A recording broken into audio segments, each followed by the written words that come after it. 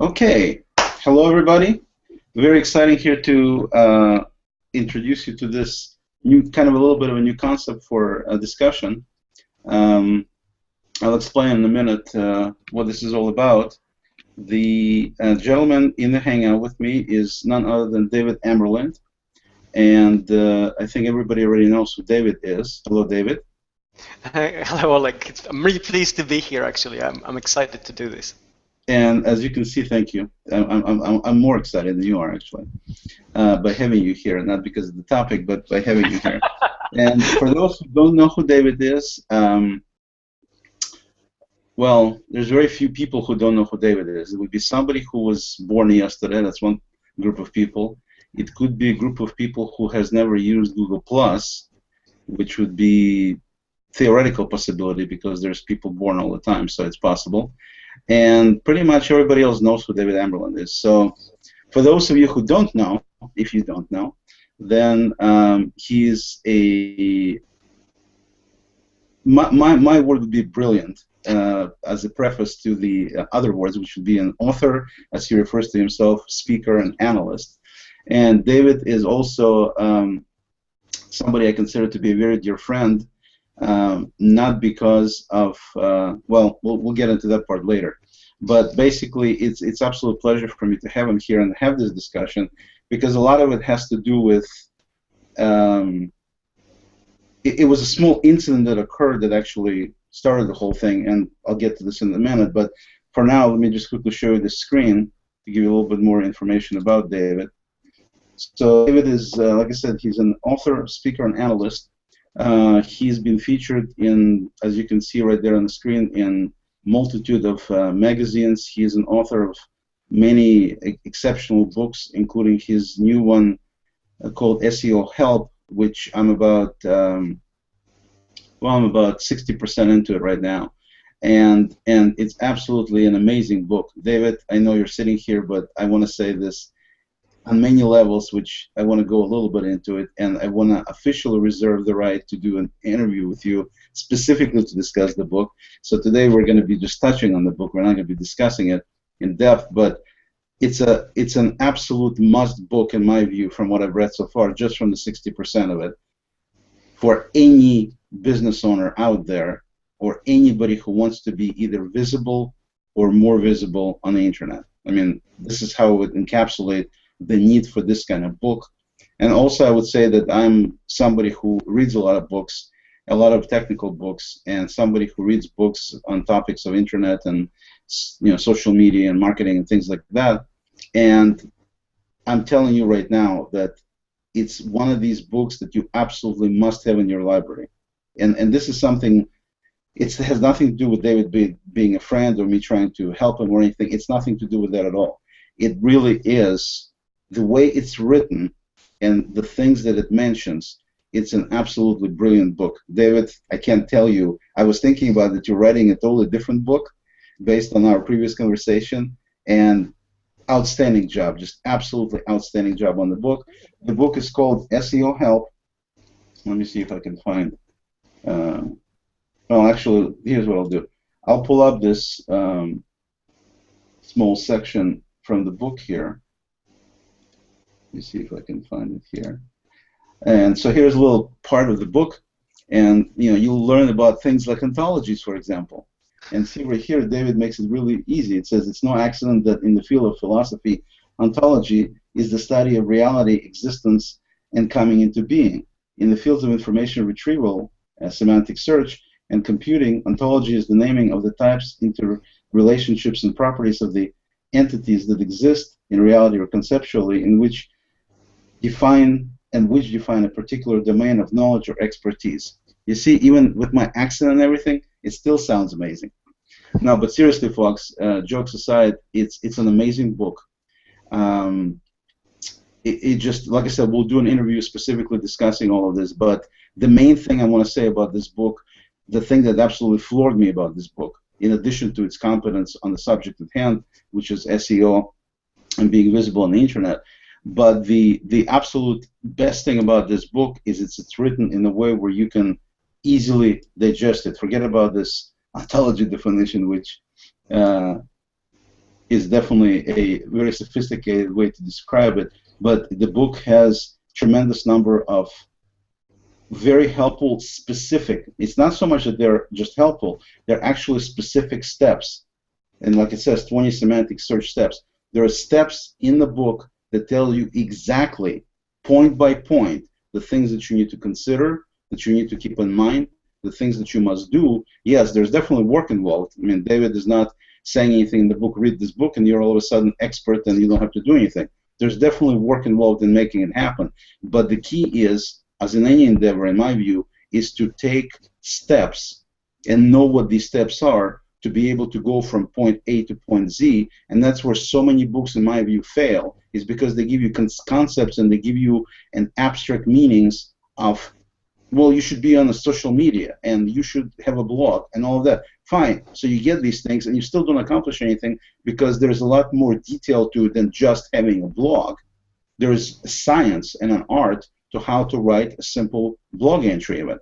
And this is where David gets into it from the search standpoint, and specifically semantic search, because he is the undisputed guru and the person of knowledge in that area, and he's written other books in semantic search before, and on the issues dealing with SEO, and so in other words, David certainly has a history of writing on these topics. But the thing about this book that's so special is that for somebody like myself, who is not a semantic search expert and not an SEO expert, I mean, I know certain things about it, but certainly not on an expert level, I would say, I can actually take David's book, sit down, and have specific steps I need to undertake to make myself be successful on the internet. And I think, like I said, any business that has any value and understanding of how important it is to be visible on the internet in today's world we live in, it's absolutely a brilliant book, David. My huge congratulations on it. Oh, thank you so much. I really appreciate this. I wasn't expecting it, but it took a lot of discussions with the editors on the format, and they had a lot of reservations of whether it's going to work or not. And I was fairly convinced I was on the right track. So actually, hearing how much it helps you from your expertise and perspective, I think it's great. It certainly makes me feel a lot more confident. No, it's like I said, it's a killer book. Definitely, I recommend. In fact, here's what we'll do. Another thing you didn't know we were going to do today, but I decided this morning I'm going to do it.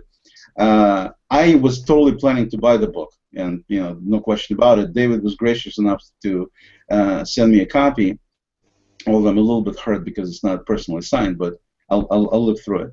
But seriously, though, what I want to do is I want to buy a copy of this book, partially because I want to show David my support, which I totally have for him, and partially what I'm going to do is anybody, because we're going to be talking about psychology, we're going to be talking about words and their meaning and the aftermath, things like that. But at the same time, there's a lot of this has to do with writing and with words. And so what I'd like to do is I want to buy the book, and anybody who leaves the best comment in this event at the end of this discussion will get a copy of this book from me. So David will pick the person who'll write the best comment, and I'll buy the book for that person and send it to them. And this way I can, A, continue to support David in the physical manner, not just talking about stuff, and B, somebody's going to get a killer book, and it's kind of like a fun contest, don't you think, David? Oh, I think it's a great idea. Okay, I'm not sure. I've got to pick somebody. It's a lot of pressure, but yeah. Okay, yeah, exactly. So I was going to say, a heavy lifting, I'm leaving it to you. You get to decide which person winds up getting the book, and I'll get them a book, and so they can have the book. David, is this book, just before we go to the main topic, is the book now available on Amazon and obviously on your website? Is there any other places where you would suggest people can go to buy it? Yeah, you can get it. I think at the beginning of the week it started coming into bookshops. You can get it from Amazon. You can get it from Barnes & Noble, Waterstones in Britain. Pretty much any bookshop really. If you just walk in. Yeah. So basically, if you're somewhere in America, get on the airplane, go to Britain. What is it called? Waterstones? Go get David's book. It's that good. It's that good. It's totally worth it. But seriously, you can get it obviously at all the usual places, starting with Amazon. And, I'm still, Amazon, of course, being near and dear to my heart since I live in the city where Amazon is. And, if you know where that city is, you also know I'm recovering right now from the devastating Seahawks loss on Sunday in Super Bowl, but we'll overcome that as well. So anyway, let's go back to discuss the topic at hand here, and that's probably the most colorful and the most, let me just stop this. So remember, SEO Help, 20 Semantic Search Terms by David Amerland. And by the way, his website is davidamerland.com, in case you need to check out the website. Excellent website as well, as expected. Thank you. Thank you. So there was somebody who I considered a friend who was doing a bunch of, I'm not going to say the name, but some of you may know who this is, basically was doing a bunch of webinars or hangouts on air with a person who is one of these internet marketing gurus, if you will, self-described, somebody else described, I don't know who decided to call him that, but he's considered to be, at least according to what's been said, that, and they were talking about he's a copywriter, and so he supposedly made millions of dollars on writing copy for different campaigns and different ways to sell things online, helping people sell things online, and that's what the whole discussion was about. And then after this particular hangout, I signed up for being part of it, to partially support it, to partially listen. I'm always open and willing to listen to other people talk, regardless of whether I know much on the topic or not. You can never stop learning type deal. And so at the end, I got this email as part of the sign-up endeavor for this, and the email had a spelling error. And the spelling error, basically, the word was event, was misspelled with it was just, it didn't have the T at the end. It just said even, basically the way it read. And so that's why you see in my particular name for this event, it says belligerent dumbass even though some of you may have figured out it's a misspelled word, event, because even doesn't make sense here. But it's kind of, I decided to play on words because you can kind of look at it in a humorous fashion too, that it says even as opposed to event. But he was trying to say event, and it said even. So in my post-conversation with the host, who, like I said, I consider to be a friend of mine, I just made a comment, because it's kind of her show, that it would make sense to, there's a lot of good content that was in a hangout, and the guy is an author, and it kind of looks bad, at least to me, the way I look at things, that how would an author misspell something in email? It shows as a minimum, I should say, lack to the detail that's supposed to be in place when you're doing things like that, or paying attention to the importance of sending these emails out, because he was pretty competent in terms of listening to him in the hangout, or it was just a faux pas that happened accidentally, and so in my view, I just simply made a helpful suggestion to her as a friend that him being an author, you expect people who do things to be competent. In other words, if David Amerland, sorry David to put you in a spot here, but just to make an example, if David Amerland writes book on semantic search and he misspelled the word semantic, to me it would look very strange, because that's the topic of discussion. That's what his main emphasis on. How can you not take the time and pay enough attention to make sure that the main word that you're doing is actually spelled correctly? That would be wrong. Correct me if I'm wrong, David. I think you're absolutely right. To a certain extent, that is the expectation. Absolutely. Okay. And I think you're raising a lot of important points here, which I'm hoping we can come back to. No, we will. I just want to kind of set up the stage.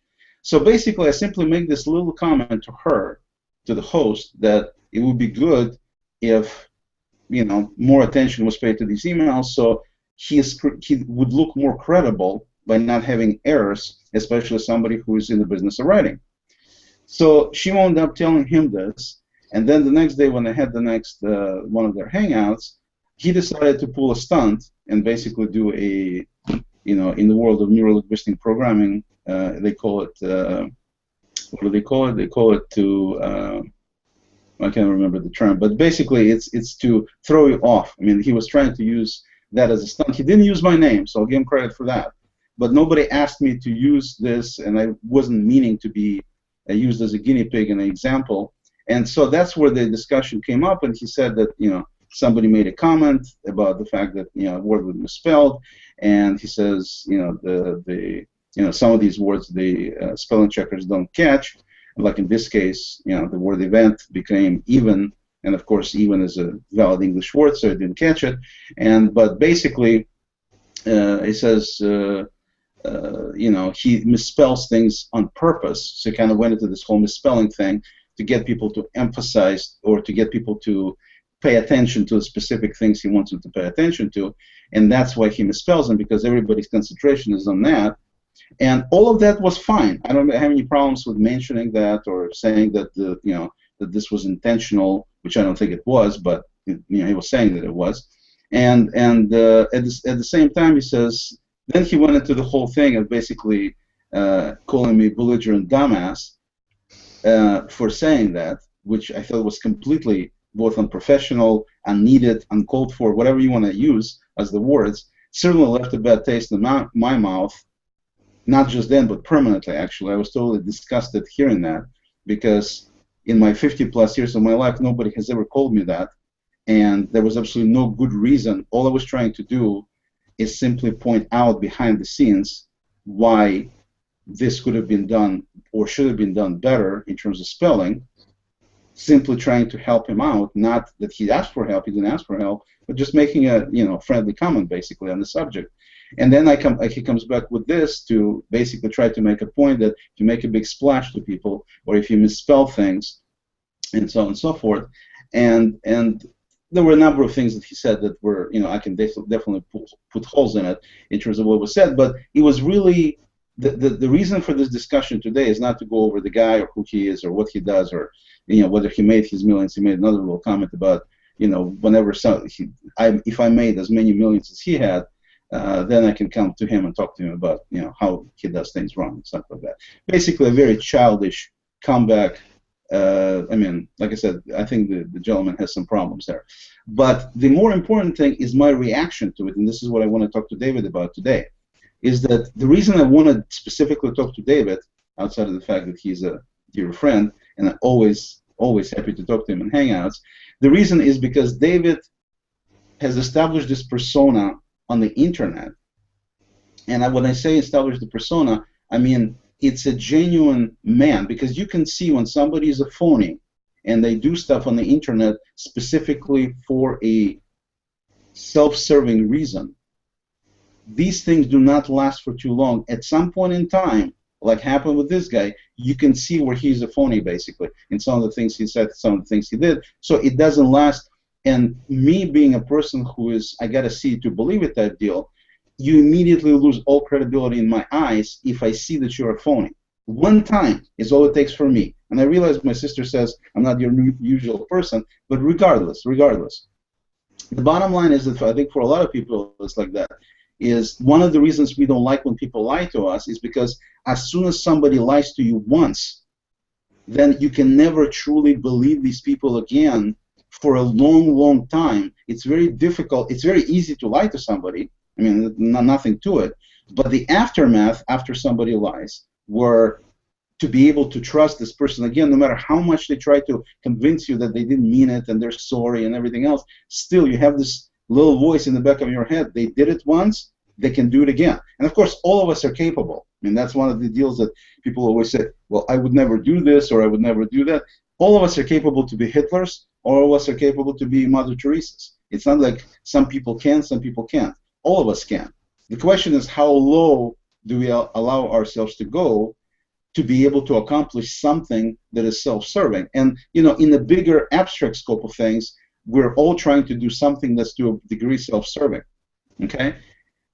The reason David is doing this hangout with me is not because he has to. It's because he, and David, correct me that if I'm saying anything wrong here, is because he actually enjoys doing these things with some of the people that he has a certain affinity for. I mean, obviously he wouldn't do a hangout with somebody he can't stand, although I don't know if these kind of people I might actually. You might actually, okay. But you're right. I think the main reason David is doing it is because it gives him a certain amount of gratification and certain amount of happiness to do this. In other words, yes, he's doing it, in my view, he's doing it and he's helping me out by being part of my hangout. But at the same time, it gives him a certain amount of pleasure, and that's what's kind of a driving force, which may be higher or lesser to a lesser degree, but still, it's giving David. So all of us are doing things like Anthony Robbins very cleverly, and not cleverly, but very astutely pointed out. We're all creatures of either going towards something that gives us pleasure or running away from something that gives us pain. It's always those two reasons why we do something. And so I think in this particular case, even though this hangout is mostly for my benefit, because it's my hangout, so I'm doing it for my benefit to whatever degree it is, for David, it gives him a certain amount of pleasure, and that's why he does it. Am I wrong, David, or am I right here? Absolutely not. I think you're right. I get tremendous pleasure doing this, but I'm also fascinated by the contact that we actually make and the things that come from that contact. And it is also exceptional to be able to get together with people like this. I mean, I'm talking to you now across time zones and across the world, and we are also talking to other people, and we're exchanging information and ideas and perspectives at a very human level. And this is the old, talking around the campfire, where suddenly rank and status and even gender disappeared, and people became people around a flame, which is what's attractive in terms of community creation and also just human contact. Suddenly things become revelatory and non-judgmental. And I think these two elements are key to sometimes understanding the human condition, understanding ourselves, and finding our place in a greater scheme of things, which is what drives us to these things. Correct. And so with considering the fact that everybody's trying to do something behind the scenes, there's always an agenda in these hangouts and everything. I want to make a shameless plug right now. David was describing the fact how great hangouts are. David also happens to be an author of a book called Hangouts for Business, and so you can also buy it at Amazon.com. No, just kidding. He does have a book like this, and you definitely should buy the book too. But I'm just trying to make a joke that everybody's doing everything for the sake of selling. So in this particular case, the example I was telling you is that, yeah, I mean, I certainly, I'm a big guy.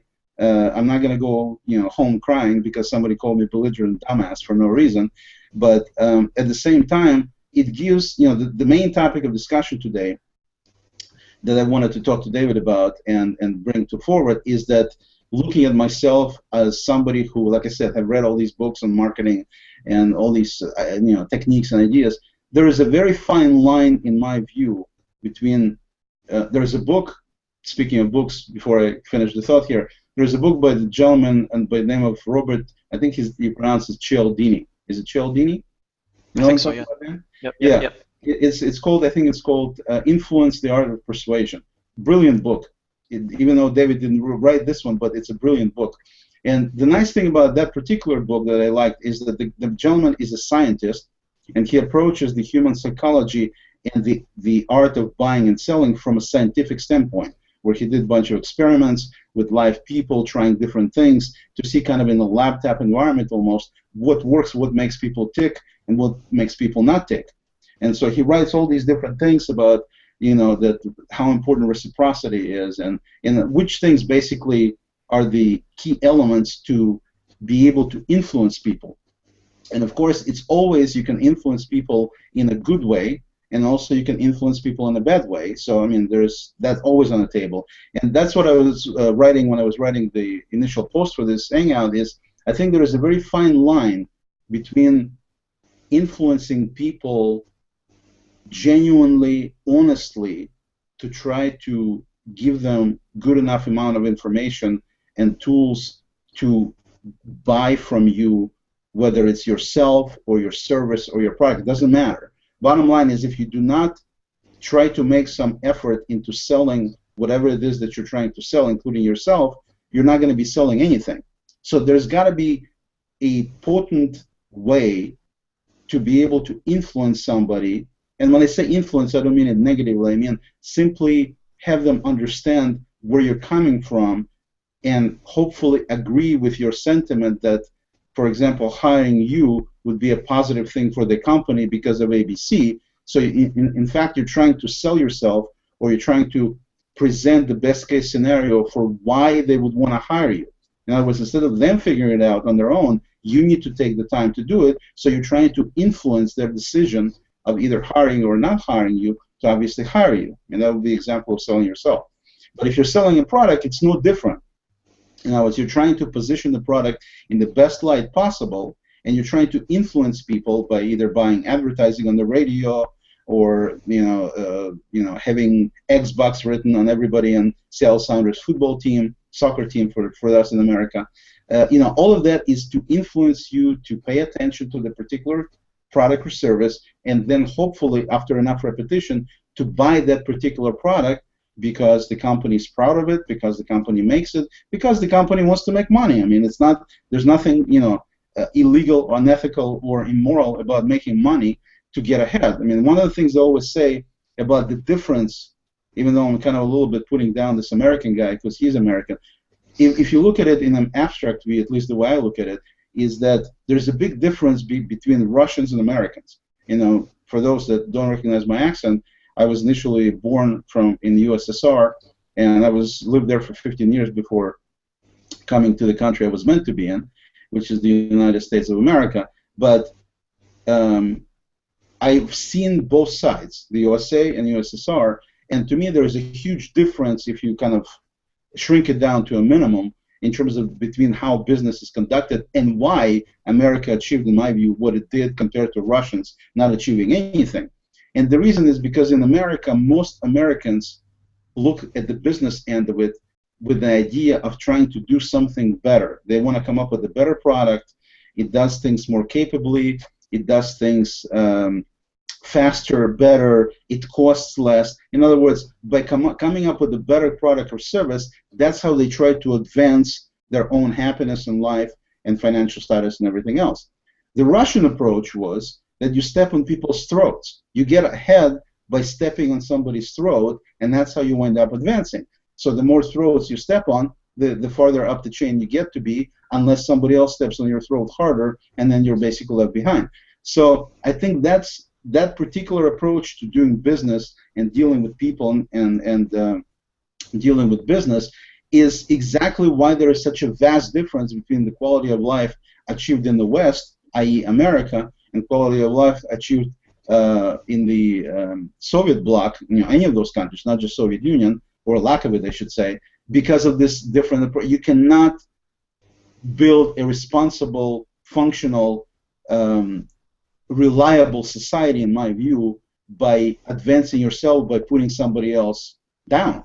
And so, again, that reverts back to the conversation topic here, that this gentleman decided to throw me under the bus, if you will, by using this example, saying, how do I dare it, basically indicate that he made a spelling error, he did it intentionally, he was trying to get people to do this and that. And, yes, he's trying to influence, and I wound up being on the receiving end, being used, like I said, as a guinea pig, if you will, to show his example. But at the same time, there's different ways to influence people, and so that's what I was saying. There's a very thin line between influencing with integrity, which, in 2 seconds here, I'm going to shut up and let the person who I think has about as much integrity as you can have, the way he does business and the way he, David, his daily job is to write articles, to write books, to analyze things, to consult for companies. That's what he does for a living. He needs to make a living because somebody needs to feed Nike, which is his cat. And so, but again, getting back to serious for a second, is his job. He needs to make money to live like all of us do.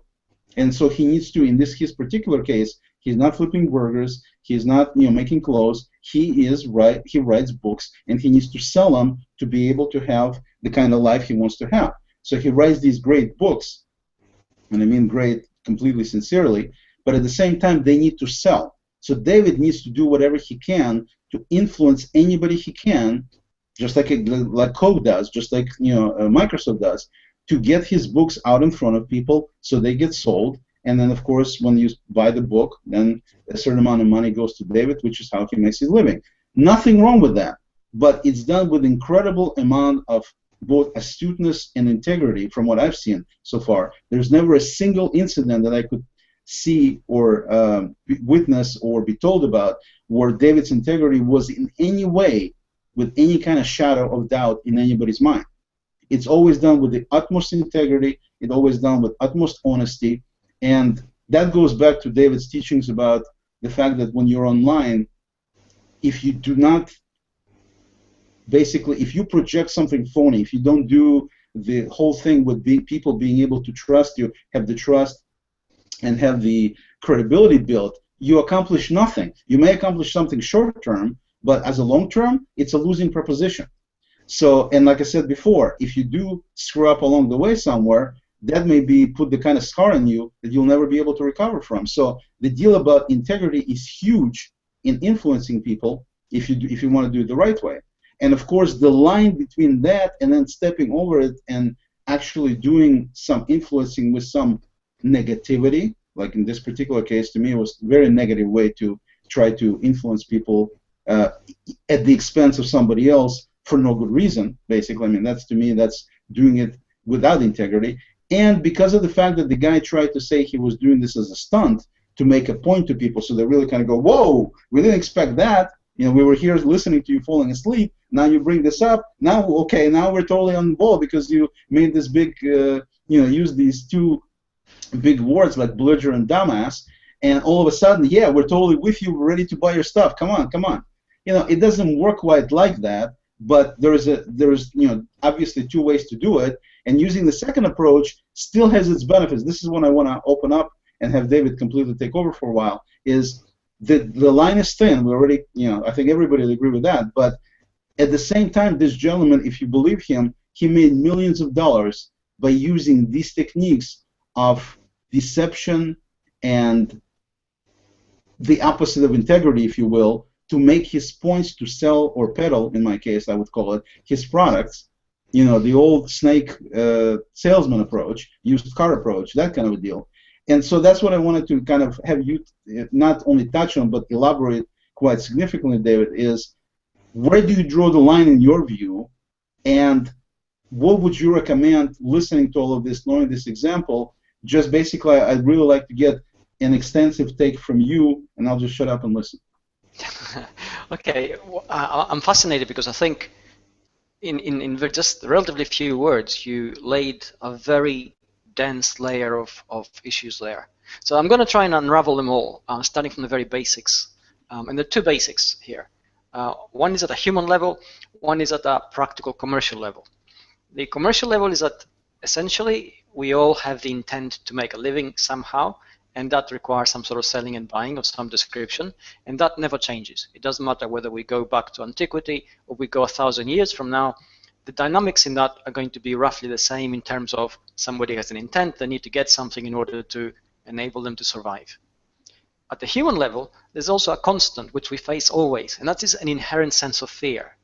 And whether we acknowledge that or not, that fear is always there. If we're newbies, we get into a new area, a new neighborhood, a new environment, a new forum, we're always afraid we're going to say the wrong thing, we're going to appear raw and inexperienced, we're going to be judged as not being influential or knowing anything. As we get better, you think the fear goes away, but it doesn't actually, it just changes and morphs. Then we're afraid that we're going to make a mistake, and people will think, okay, he made a mistake about this, so that sort of counteracts all the things he said before, which were right. And the higher up you go, the more afraid you become. And it shouldn't really be that way, but that's exactly the way it is. And that, depending on how you handle that, is really all the difference. And I think a lot of the things which we face in the transition from the 20th to the 21st century is a change and a morphing in the tools which enable us to handle things a little bit differently. So human nature and the dynamics may not have changed, but the environment is beginning to change a little bit, and that makes a big difference. So in many respects, what you described, I mean, that person made a mistake, deliberately or not, it really doesn't matter. You called him up on it, and so he said, how dare you, don't you know who I am? And I did this deliberately. So that basically he did two things. He covered up, and then he said, he questioned your ability to question him because of his perceived status. And we've all experienced that in the 20th century. I used to work for corporations, actually work in them, where the boss was God, right? And nobody dared question him. And he would go out of his way to be as belligerent and distant as possible because that ensured the fact that no one would question what he did. And did that make those decisions any better in terms of how the organization was run? No, it didn't. All it did is create an air of insulation where he felt he couldn't be challenged, and therefore his mistakes were his mistakes alone, although they affected a lot of other people. The things which are changing now, the transparency we have, we can actually see it. In the past, if you bought something from somebody, if he was belligerent towards you, if he was aggressive, if he tricked you, if he used any kind of trick under the book to make that sale, and it didn't quite reflect the quality of what you expected, well, that was between you and him. You could go back and forth and say, hey, that wasn't quite right. You could discuss it, and he could tell you to go away. And you couldn't really influence very many people because you were in a box which was created out of circumstances. Your immediate family and friends were there with you, but that's it. You couldn't really reach out any further. And that person, the more elevated he was, the greater the reach, and the greater the perceived status, and the least likely he was to listen to what you had to say. Change days, right? For individuals and corporations. Suddenly we're not in a box. You can take that remark which somebody made and you can put it in a forum like this, and suddenly it becomes a discussion point for many thousands of people, arguably tens of thousands. And what's more, they're going to see it again and again and again, actually think about it. And that's how transformation actually begins. So if the basics are the same, if we all have this fear of failure, or judgment in some degree, and if we always need to sell, and the dynamic doesn't change, then how do we sort of reconcile those two? And really, the fundamental difference which we have now is that we throw that open. I mean, it's fine to be an expert within a certain field because that's your profession. It doesn't make you knowledgeable to the extreme degree. You can't possibly know everything. And it doesn't make you infallible. So the moment we acknowledge that human element and say, yeah, I was typing quickly and it was 3 o'clock in the morning and the spell checker let me down because I relied on the tech. And what a human connection that is. Suddenly you'll say, yeah, that's you respect that person because that's a very human, vulnerable thing to actually reveal, and you totally have, it doesn't diminish them in any way, and if anything, it elevates them because, they're so openly vulnerable in that stage. And the moment the power shifts from them to you, perceptually, you're willing to give them the benefit of the doubt. And I think a lot of the things which we experience now, you mentioned integrity, you mentioned the fact that you can't hide, and that's very true, because if the fear inside you is always there, and you're trying to cover that fear by projecting something, you can't project it consistently all the time. You will be challenged, you'll be asked questions, and if those challenges or questions are perceived attacks, the fear escalates and you're going to make mistakes, you're going to trip up, and all that accumulates and people see it and they say, okay, he's a phony. Or they say, well, he's consistent, he's real, even though he may not be the best person in the world at what he does, but he actually does it consistently, he actually believes in it and tries his best. And these are the transformations we actually experience, the fact that we actually are open like this. We have to be willing internally in ourselves to accept that fear, to accept that maybe at some point we will make a mistake. It is inevitable. It just, you just don't know when it's going to happen. And when it does... Right, go ahead, sorry. And when it does, it's really important to actually be able to say, well, I'm working amongst people as a person, as I'm lording it over them as some kind of man-made god, in which case then you have a lot to lose, and things take a turn for the worse. So that is the transformation going from the century of the past to today, and that is the challenge faced by marketers, individuals, anybody who has any kind of branding notions, corporations. It doesn't matter what size they are. It's that element of humanization, and usually the bigger you are, even as a person or a corporation, the harder it is to actually solve it, because you have to strip quite a few layers which were used to project an image and achieve something, and actually become very, very personal and personable. So, okay, I completely agree, but let's get into a little bit more detail here. So first of all, I want to say that, it's very easy to critique somebody, but at the same time, how would you handle it yourself? So in my case, what I would have done different than this gentleman did, well, a number of things actually I would have done different, but the main thing is, number one, I most likely would have started out by thanking the person for pointing out, meaning he's reading my email, that I had this spelling mistake. I would not call this person belligerent dumbass for doing that. I would just thank him for taking the time and interest in reading my email and trying to help me out by acknowledging the fact that this was a mistake. I apologize. They shouldn't have made it if it wasn't really a mistake. Okay, that basically would have been enough. You can call somebody a gentleman. You can call somebody a guy. You don't have to call him belligerent dumbass to make your point. At least the way I do things, and the way I think everybody should do them from a standpoint of actually having people have a positive outlook on you. By calling somebody these names is not going to accomplish anything for you at all. So that's one point.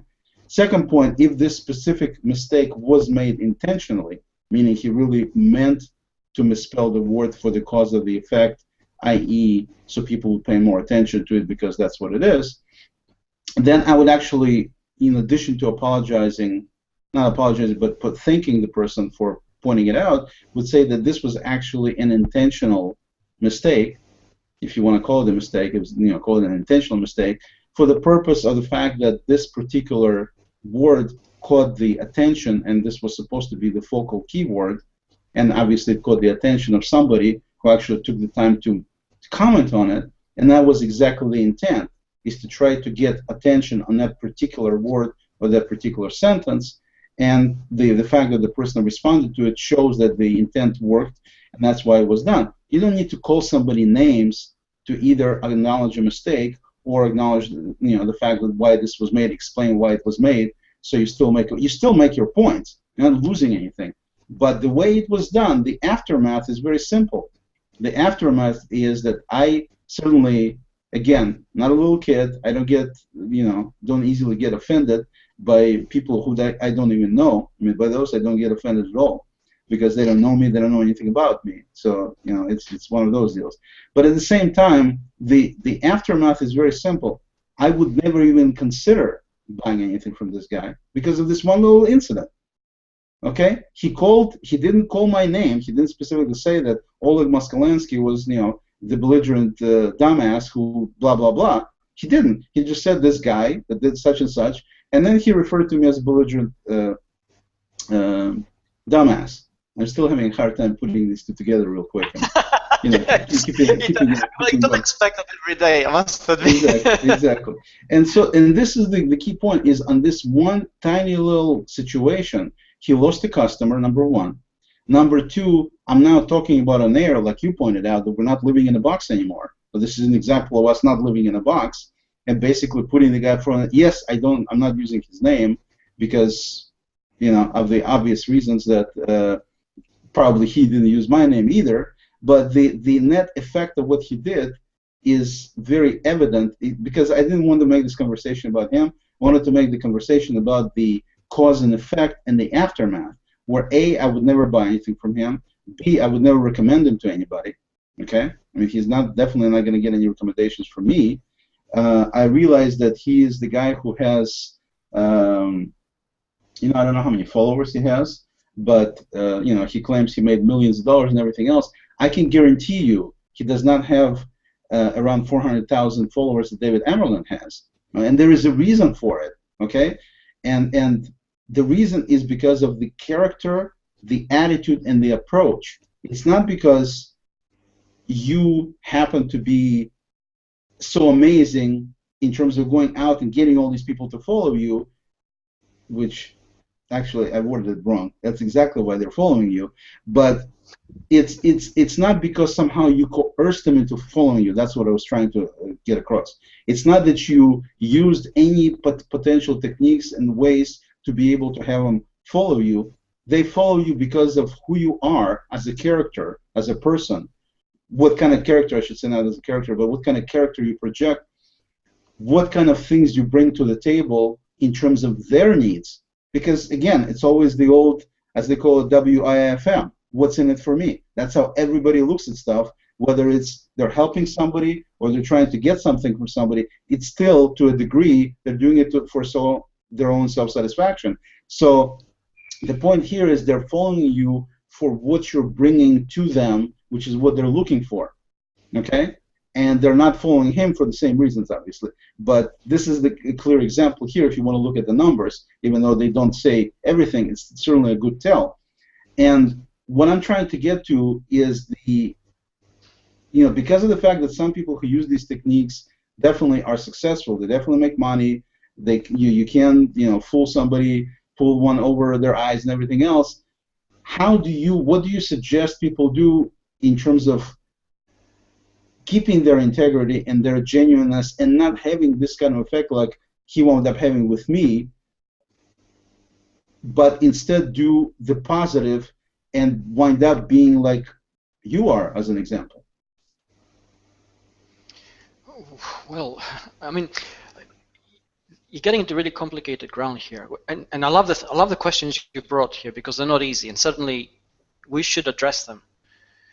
I've been following the discussion in the stream as well, and there's a lot of things coming up in terms of subjective integrity, and integrity is always subjective truth, and truth is always subjective. Mm-hmm. And really, the things which come up on a sort of broader scale or a more global angle are the value an individual brings to the group, whatever that group may be, and that's decided from the group, not the individual. He can't say, hey, I'm great, worship me. The individuals within the group have to come independently to that decision.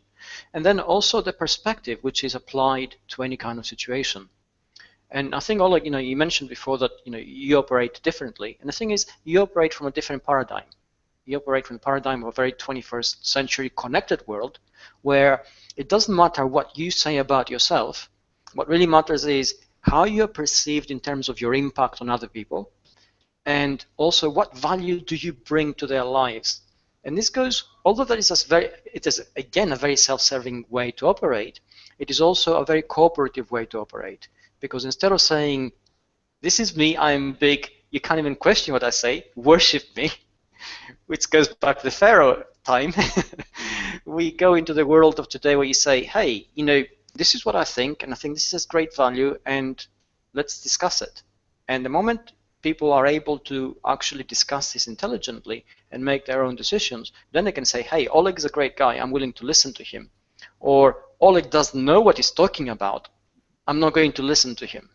And these are the decisions which require anybody to treat people around them as intelligent first, and secondly, equals. And I strongly believe that. I think everybody's intelligent, irrespective of whether they always choose to exercise that intelligence. And I think we are in the same boat all the time. And everybody's equal. We can't treat people as less equal than us simply because, I don't know, they're from, instance, Nigeria, or they're from, Australia, or they have more money, exactly. Or they happen to have to live in a certain area, a certain part of the city, or drive a certain car.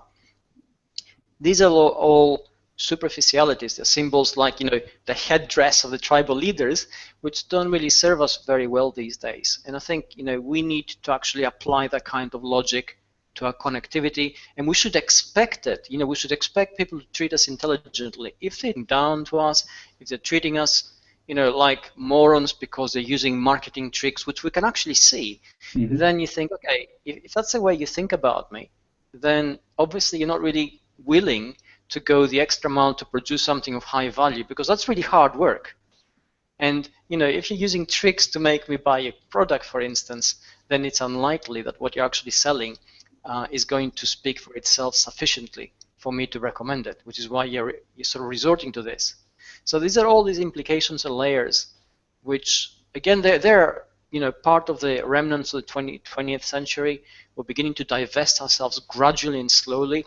And you mentioned that they still work, and sadly they do. I mean, it's still possible to arm yourself with the tricks of what you need to generate a convincing persona or generate trust. Go into a siloed moment on the web and actually win. You can influence 1,000 people, you can influence perhaps 5,000 people and get them to do what you want.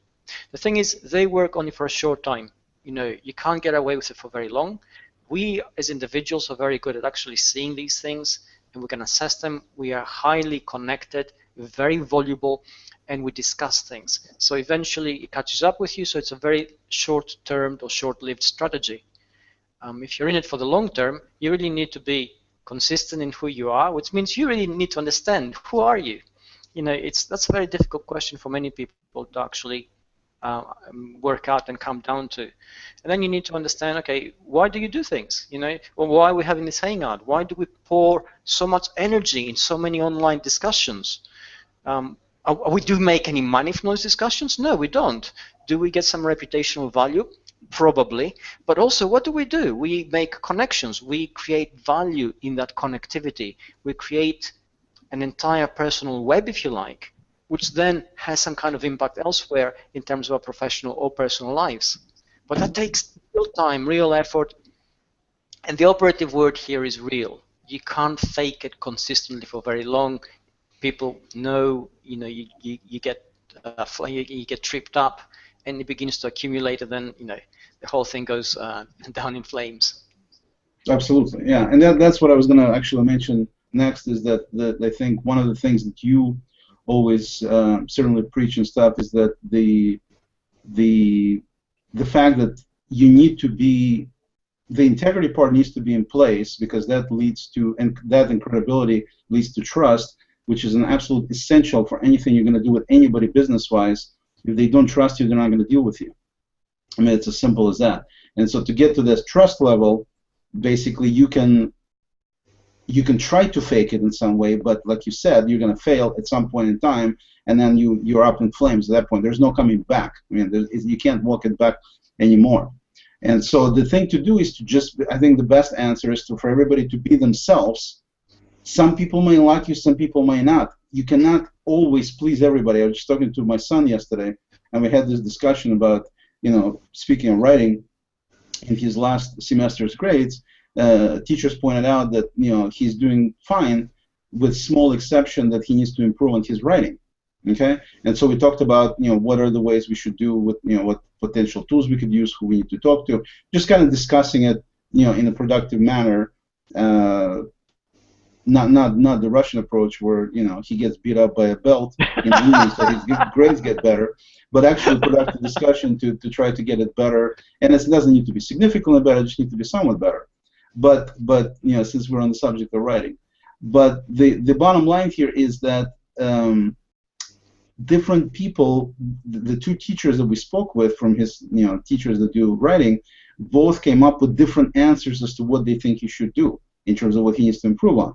And that's what I was trying to tell him, that it's impossible to please everybody all the time. It's a losing proposition. You're not going to accomplish it, because people are different. They have different desires. They have different wants. They have different expectations from you in terms of what they want. So with that, yeah, I was going to say, you made a very interesting point just now, because essentially that also is the definition of integrity. We talk about integrity to a certain degree. It is subjective, but there's also an objectivity to it in terms of being who you really are. You have to be consistent. And right. Integrity really comes down to a personal set of belief systems once you're an adult and it begins to crystallize, which basically define the way you operate. So if you are constantly changing the belief system to fit situations, to suit individuals, then that means that, who are you? Ultimately it affects your identity, it affects your moral center, if you like, because you're blowing with the wind. And we see this in politics many times when the message changes depending on what the electorate wants to hear. Right. And that's when you question, you don't vote for those politicians because you can't trust them. And trust is a very fragile thing. It is constantly being created and reinforced, and it takes very little to actually break it, which is what makes it so valuable. Right. So, your take on, essentially that you have to be able to have that kind of core where it comes from you, rather than, oh, I need to change and please that person, I need to change and please that person, is a good one. And there's a fine line there, there's a judgment there, because essentially the I am me argument is also used to ride roughshod over everybody's concerns, because it means I don't listen. Right. And I'm absolutely so sure that I'm correct and I'm not changing for anybody. So again, there's a fine line. Yeah, exactly. And there's a fine line there between social values and personal values and how you maintain your own belief system without compromising who you are.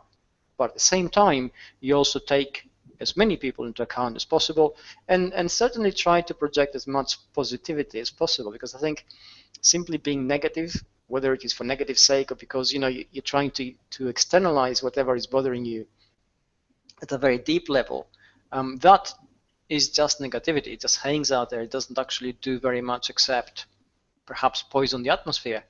And that is something which, again, we need to bear in mind in a very public, very open environment.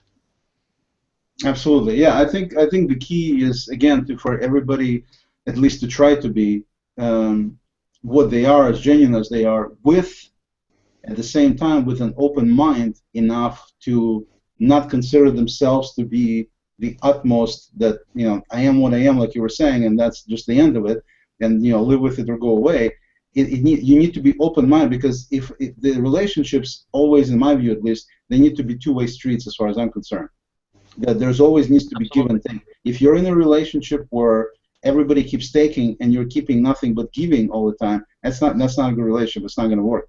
Same thing vice versa. If you're always giving, if you're always taking and you're not giving anything, that doesn't work either in terms of having a good relationship. So if you're going to relate to other people, to masses, to one person, doesn't matter how many, you need to be able to have open mind, to be able to listen, and to be able to basically always question your own belief system and be flexible enough to change it if it makes sense. If the argument against what you believe is logical and reasonable and makes sense, then you need to change. It's not about, I've always been this way, we've always done it this way. Otherwise, there's no progress, the way I look at it. It's like people telling me that we'd rather use Microsoft Word, but you cannot easily share with Microsoft Word, and you can with Google Docs. You can't easily access it on other machines like you can with Google Docs. You can't, and you get into these kind of arguments, and they go, well, but I feel more comfortable with using Word. What does it mean you feel more comfortable? You were not born using Word. So basically what you're telling me, the real story is you're too lazy to learn something new, so you already took the time to learn that, and now you're too lazy to learn something else. The benefits I think I'm being really harsh here, because I think you're right. People don't change very easily, but it's a fear, isn't it? Because usually when they change, they feel that they have to give something away, and that is a fear that you're going to lose something. You're changing, you're losing your safety, your sense of safety and comfort. You're changing, you're losing your sense of identity, and that creates resistance. It's the old joke who says, who likes change? Hands up, and everybody puts their hands up. And then the question is, who would like to change? Nobody. No one. Exactly. Yeah. So this is the logic, is that we like change because we understand it's logical. The emotional part is we wouldn't like to change. And I think always the best way to bridge those two is by actually establishing the connection of what is to be gained, and if we lose something, well, maybe it's inevitable, but look at the gains, look at the progress, and it's a small price to pay. Right, and it goes back to the open mind issue. If you do have an open mind, then the deal with the pain of change is not that painful, because if you can see the benefits, and if you can address them from that perspective, then you can see it makes sense to do it. So yes, you need to take, there's a little bit of a learning curve, all of that kind of stuff. But at the same time, so it's, of course, that's just my approach. That doesn't mean it would work for everybody. But getting back to our conversation at hand here is, like I said, the deal about the fine line between how much you push, where it becomes a malicious, deceptive influence that way, versus trying to do something. I think the number one, being yourself, being real is good, so people know exactly who they're dealing with and know what to expect. They may not like what they're going to get, but at least they know exactly what to expect. For me, people have accused me of being Mr. Black and White, quote unquote. I've always been very proud of wearing the title, because to me, you know exactly where I stand.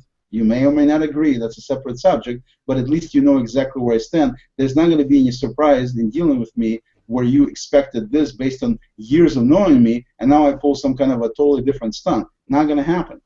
But at the same time, I'm definitely open-minded enough where, yes, I used to use Microsoft Word, and no, I don't use it anymore. Because things move, progress happens, there's reasons for taking the time to learn this and that, and we get back to my sister's comment, you're not like everybody else. But we'll go beyond that. So So basically, again, to look at the aftermath of the fact that they wouldn't buy anything from the guy, the other offshoot is for this person that was quote unquote friend.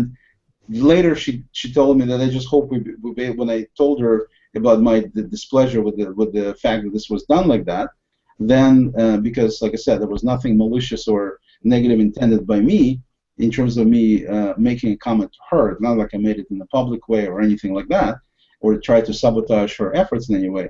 She said, I just hope we remain friends. And to me, I said, at first I said, yeah, but the more I thought about it, it's like, honestly, actually looking inside and honestly looking at it, based on a certain amount of self-respect I have, and even though I don't have any ego problems, which I don't, honestly, at the same time, I thought, no, it's really difficult when somebody who is supposed to be your friend throws you under a bus to continue to be friends. It just not, it doesn't compute in my mind.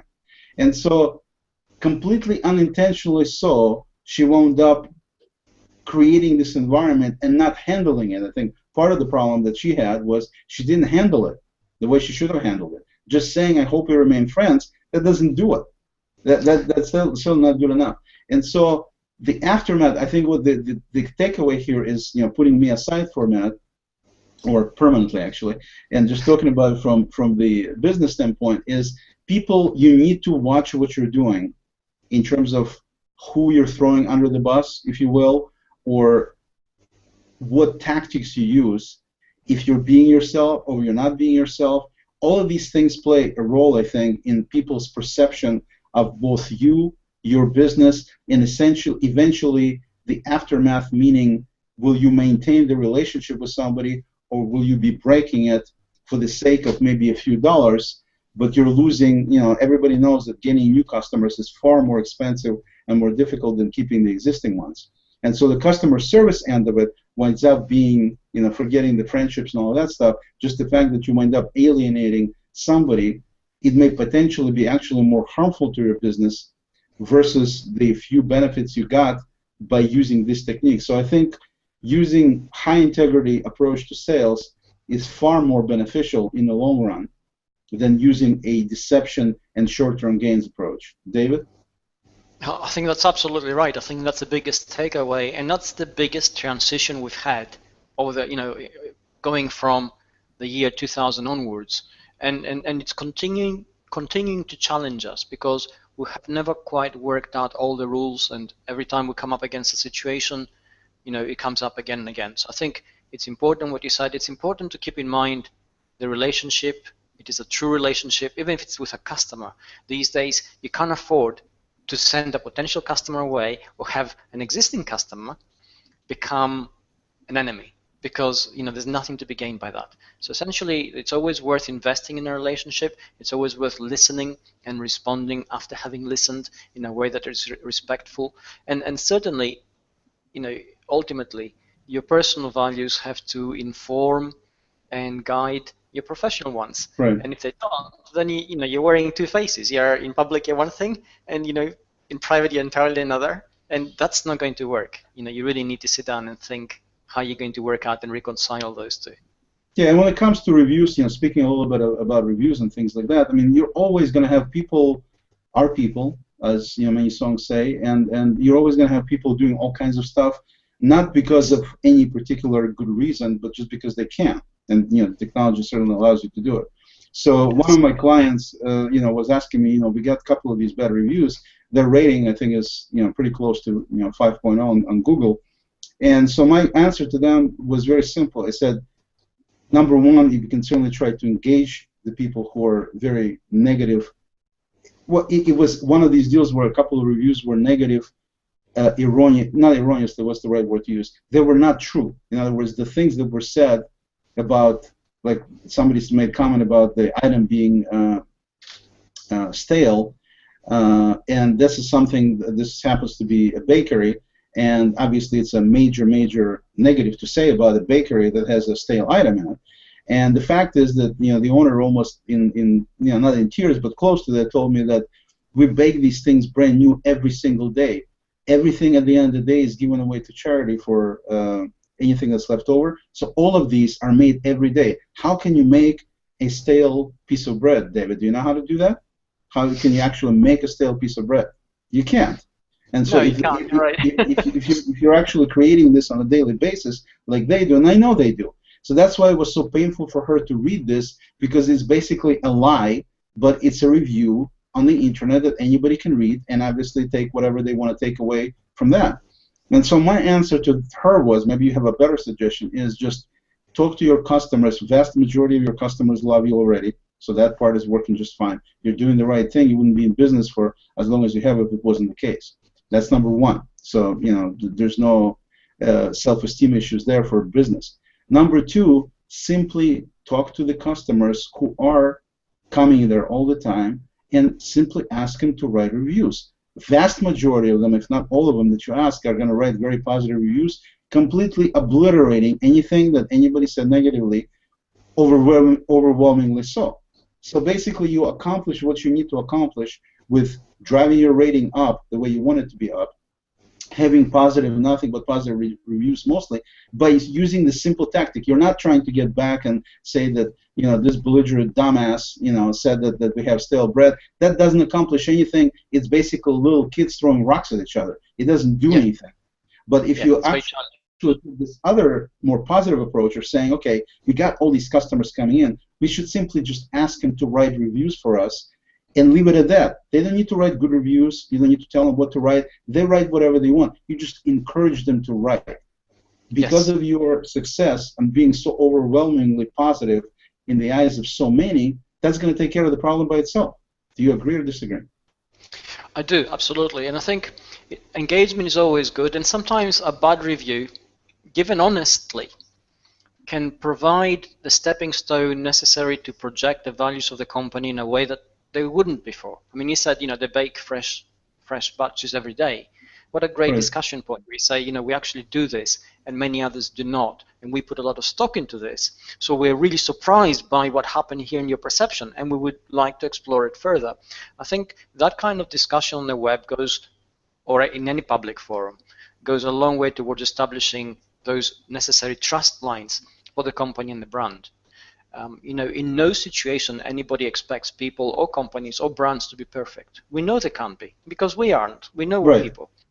So really, what we want every time is that connection, that response, that very human response, a very human level, instead of, hey, you're wrong because we are right. That doesn't work. We really need to know every time, you know, this is the situation, this is what happens normally. If what you experience is really true, there's a problem somewhere. We need to know about it so we can fix it. If what you experience is not true, again, you know, there's a problem somewhere. Why did you feel compelled to say that? So having these discussions openly, I think, dispels many of the traditional fears in terms of a working environment and even a personal one. Communication is an extremely powerful tool. And in the past, you know, you mentioned influence when you began this show.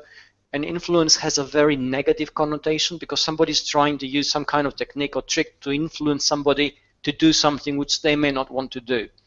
And really, that perception needs to change. It's changing and morphing. You know, we influence people by our opinions and our examples and our conduct, and we do it in a very open and honest way, the way friends perhaps or colleagues would influence each other.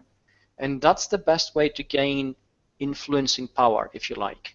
Lead by example. Be the change you want to be. Aspire to represent the values that you say you aspire to use or have. And if you do that, and you really do it, you become bulletproof in many ways. You know, because people buy into that. They believe you. They become part of you.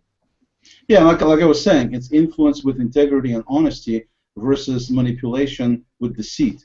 I mean, that's the easiest way to, you know, speaking of words, to use it. And you know, one of the things about negative reviews that I also basically certainly when I do consulting for I mean, my main business is IT consulting and development of business software, but at the same time, you know, I do consulting on the internet and social media and things like that to businesses as well. And so I always tell them that also, you know, don't look at negative reviews as nothing to be either ignored or looked at negatively. A lot of times people say something that you may construe as negative to be a valid constructive criticism that must be addressed. So they're voicing the fact that the service, when they came in, you know, somebody was a little bit on the rude side, Whether they were or not is up to the person who said they were rude. If they say they were rude, to them they were rude. I mean, it's not some kind of a deal where you want to get into some kind of contest here. It's not a contest. The customer comes in, and I do not buy into the notion that the customer is always right. They're not. But at the same time, you need to give a certain point to the customers where they're your customers. You're trying to have them buy from you, so you need to obviously try to please them as much as you can. And if they come in and make comment that your service person was rude, you need to have a communication both with the customer to get some more details and with the employee to make sure they adjust. Nobody will say you're rude if you're totally smiling all the time, saying thank you, saying what can I help you with. Nobody's going to call you rude for that. So there must have been some reason, and you need to address it. I mean, you got different employees, you got changeover all the time. It's totally understandable. Like you said, David, everybody makes mistakes. You may have had a bad day. I mean, here you came in on Friday all excited, wearing blue and green and go Seahawks, and then on Monday you can be completely shattered because they shouldn't have lost the game, and they lost the game with 1 year to go, you know? So you can be in a really, really bad mood, and that mood obviously projects potentially to the customers who are dealing with you. And so it's totally understandable. The important thing is to deal with it, not just ignore it or you look at it in any kind of from a negative perspective, like you're saying. You need to look at it from a positive perspective, come up with positive tools and positive ways of changing, making the change for the better, and that's basically the best you can do, I think, in this particular case. Totally agree. I totally do. Okay, with that, I think I want to throw a couple of last things. Great discussion, David, as always. Always a pleasure to have you here. Likewise. You know, it was incredibly dense. I loved what you did here. And at the same time, I wanted to thank you, by the way. I wanted to say my apologies to Gina Fidel. Gina, I'm sure she'll be listening to it. She said she couldn't make it to the hangout. So my apologies up front to you because you're not getting the book. Okay, this is one of the benefits of being in the hangout on time is you actually get the interaction done, and then you can potentially do things like win David's book like here. In your case, my apologies ahead of time, Gina. Next time, if you're honestly asking what should you have done differently, I'll even give you the answer to that. You should have canceled all of your other meetings and appointments, and you should have come here. Then you could have won David's book. It doesn't get any clearer than that, right? the only positive to take from there, because everything I said was a little bit negative here, was that David's book is available to buy. You're more than welcome to go buy it. I'm assuming David's not going to complain, so you still can get away with the book anyway. You're just not going to win it. With that said, like I said, anybody who left comments up to this point, and I kept the hangout looks like about 15 minutes late, specifically so you can put in these last minute super comments in there into the event, or to me or to David directly.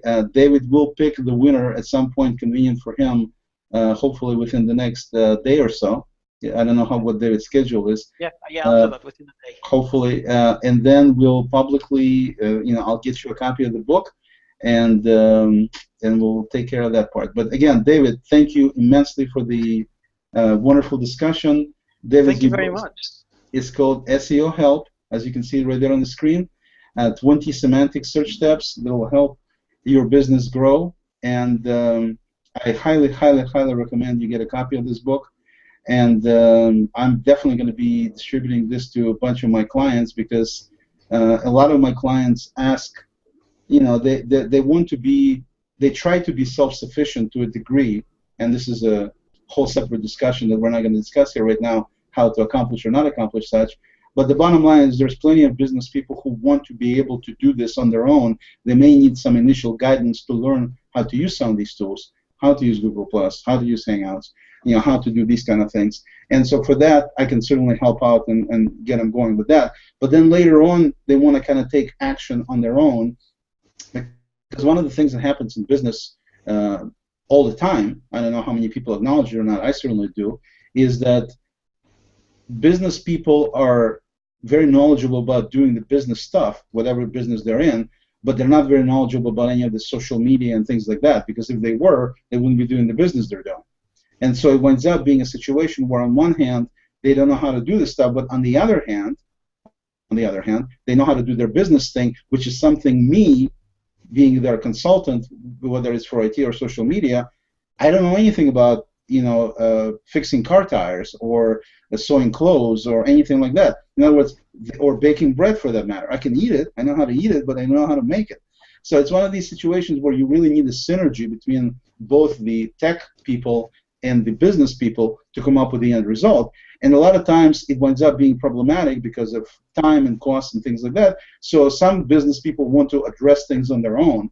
And this is where a book like this one is absolutely invaluable, because it's got step-by-step instructions exactly to tell them what they need to do. So if they're willing to invest some time into reading the book and following it, and they can definitely learn exactly what they should be doing that would not be any worse than any consultant they can possibly hire.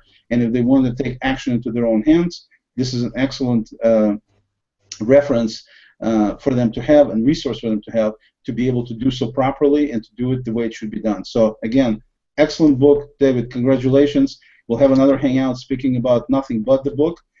So anybody who's listening is welcome to come. Keep checking the both mine and David's profiles, because as soon as David is available, I definitely want to discuss it in more detail as soon as they get done with the other 40%, which will probably be in the next day or two.